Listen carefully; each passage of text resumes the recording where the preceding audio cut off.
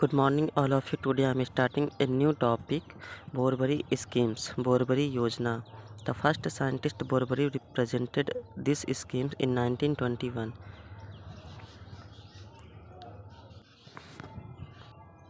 बोरबरी ने इस योजना को 1921 में दिया था, जिसे बोरबरी योजना कहते हैं।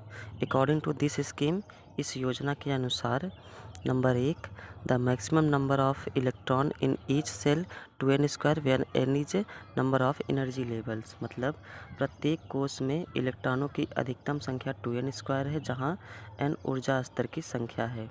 यदि n बराबर 1 हो तो के सेल, जहां मैक्सिमम इलेक्ट्रॉनों की संख्या अधिकतम इलेक्ट्रॉनों की संख्या 2 है। यदि n बराबर 2 है तो L सेल, जहां अधिकतम इलेक्ट्रॉनों की संख्या 8 है। ऐसे n बराबर 3 के लिए M सेल और n बराबर 4 के लिए N सेल, जहां अधिकतम इलेक्ट्रॉनों की संख्या 18 और 32 है। नंबर 2, इलेक्ट्रॉन में go into a new outermost shell when 8 electrons are completed by outer cell। मतलब बाहरी कोष में 8 इलेक्ट्रॉन पूरे होने पर इलेक्ट्रॉन एक नए बाहरी कोष में जा सकता है। Number 3, the outermost shell can not have more than 8 electron and penultimate shell can not have more than 18 electron.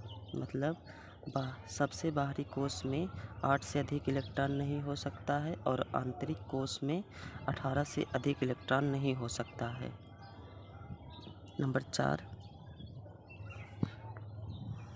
The outermost shell can not have more than 2 electron and the last shell can not have more than 8 electron unless the next innermost cell has the maximum number of electron required by 2n square।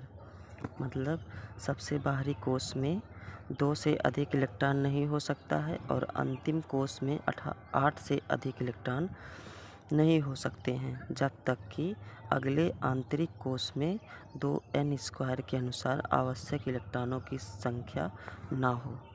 उदाहरण, sodium का electronic विन्यास 281 है, aluminium 13 का electronic विन्यास 283 है, calcium 20 का electronic विन्यास 2882 है, जिंक का इलेक्ट्रॉनिक विन्यास